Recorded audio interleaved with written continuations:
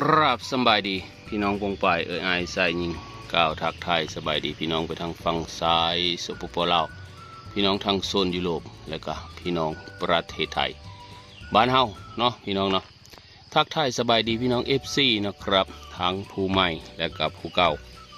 ขอบคุณขอบมกขอบเจอพี่น้องปงป่ายคู่คนนะครับเนาะที่แวะมาเป็นกำลังแรงมกกำลังแรงเจอดูยูเซอร์สำหรับคลิปของการทำสวนองุ่นนะฮะพี่เพื่อนๆว่าสันเถาะเนาะพี่น้อง สำหรับองุ่นของเราวันนี้ ก็เดินทางมาฮอด117 วัน117 มื้อแหละพี่น้องเอ้ยเหลืออีก3 มื้อก็ละครบ120 วันหรือว่า4 เดือนเต็มไปนั่นเองนะฮะสำหรับมื้อนี้ก็ตรงกับวันพฤหัสนะครับการดูแลรักษาองุ่นของเฮากะคือผมเบาเนาะครับเนาะผมมีตารางในการดูแลนะครับวันพฤหัสเฮาก็ทำไปตามตารางของเฮานะครับส่วนว่าวันศุกร์วันเสาร์วันอาทิตย์จันทร์อังคารก็หมุนเวียนมื้อนี้ก็มินิมีเพลิมากมายอีกคือเก่าพี่น้องเลยกับพาพี่น้องมาอัปเดตวันต่อวันเบิ้งองุ่นแบบมือต่อมือวันต่อวันนะครับอัปเดตให้ดูทุกวันต้องดูช่องดูยูเซอร์นะฮะเพื่อประโยชน์พี่น้องเลยตะกี้ผู้ค้าก็คลิปแบบล่ามถ่ายไปเต็กแล้วแต่ละถ่ายมีเพลือกระถ่ายไปห้ามไปนะมาตอนหลังก็เลยเยอะคลิปที่มันเรียกว่ามีสาระนิดนึงนะครับเพื่อสร้างแรงบันดาลใจนะครับเนาะสร้างแรงบันดาลใจและก็เจ้าของนี่ละเป็นผู้มักเบิ้งนะได้เบิ้งในแต่ละมื้อแต่ละเว้นนะครับองุ่นเดินทางไปฮอดซีเลอร์สวยสดงดงามขนาดเลอมันเป็นไปได้สำเร็จนะครับเนาะองุ่นภาคอีสานเฮาเป็นในเลอทุกสิ่งทุกอย่างลงไปใน2เพื่อที่จะเขาเรียกว่าสร้างแรงบันดาลใจให้กับพี่เพื่อน FC แล้วก็เจ้าของนำล่ะพี่น้องมีแมนแนวอื่นได้เจ้าของนี่เนี่ยเป็นหลักพอเจ้าของเคยมักเบิ้งในเขาเรียกว่าในคลิปการเกษตรนี่แหละแต่กะเบิ้งไหลไปเลยนะครับเนาะมีได้เพื่อให้เบิ้งแบบเรียลไทม์นะครับก็แล้วแต่เขาจะละถ่ายแล้วก็เปิดขึ้นมาปุ๊บนะครับก็และเห็นมาองุ่นเลยนั่นก็คือจุดที่เขาประสบผลสำเร็จแล้วเนาะเอามีวากันได้พี่น้องเลยผมก็ยังไปท้ายเนาะไปท้ายส่วนไอซายนะครับเนาะที่เพิ่นประสบผลสำเร็จ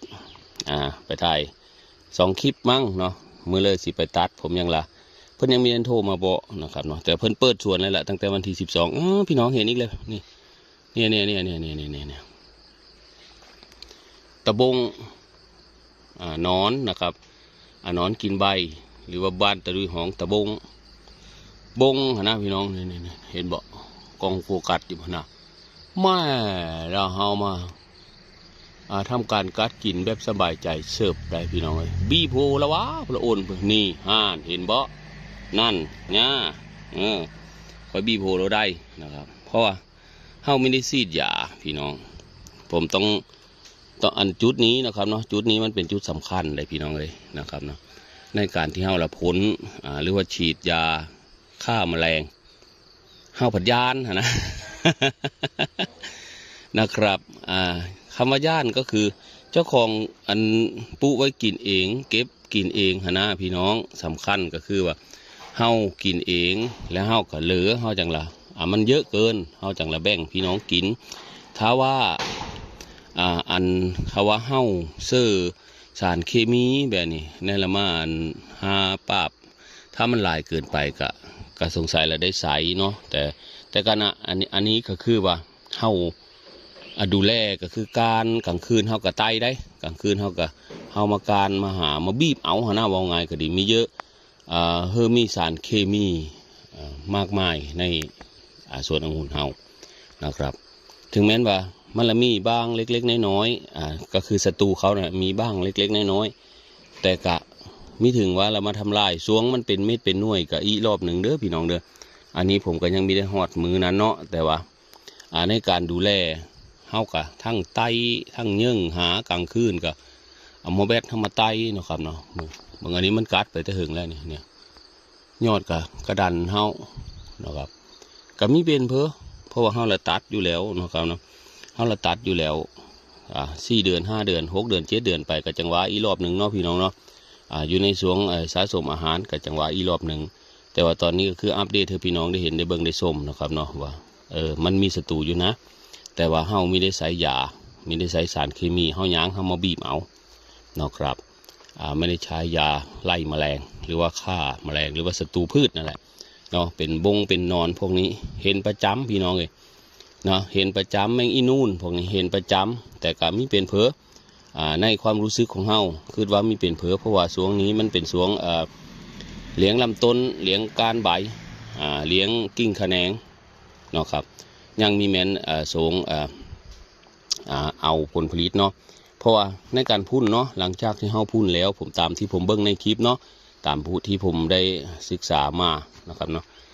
ศึกษาในสิเลยกับ YouTube พอแล้วเบิ่งในคลิปเหมือนกับเจ้าของมักเบิ่งนอนเบิ่งอยู่เป็นปีนอนเบิ่ง YouTube นั้นนะหลังจากเพิ่นพุ่นกิ้งปุ๊บแม่นบอกเพิ่นก็เลยทำการล้างทำความสะอาดกิ่งการเนาะผลผีสังของเพิ่นละมีเมดนะครับเพื่อที่จะกำจัดนั่นก็คือมีว่าเราเป็นไข่แมลงน้อยๆหรือว่าเป็นไข่บงไข่เพลือนะครับเนาะก้อนที่เพิ่นออกมาออกหน่วยเนาะจุดนั้นกับอีกจุดหนึ่งเนาะพี่น้องเนาะแต่กันนั้นละยังมีหอดมือของเฮาเนี่ยยังอีไก่เหลืออีก3 เดือนจะได้สะสมอาหารแต่ตอนนี้ก็คือเลี้ยง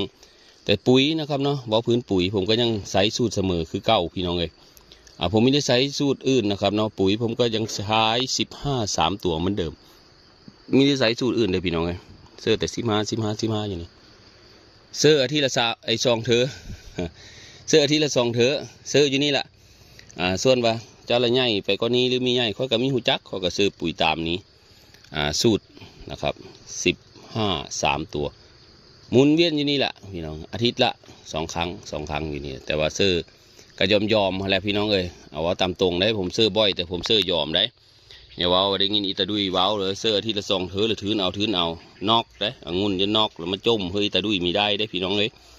โอ้ยไปเบิ่งอีตาดุยว้าวซื้ออาทิตย์ละ2 เถอว่าสันซีดพ้นก็2 เถอว่าสันคอยคือเรา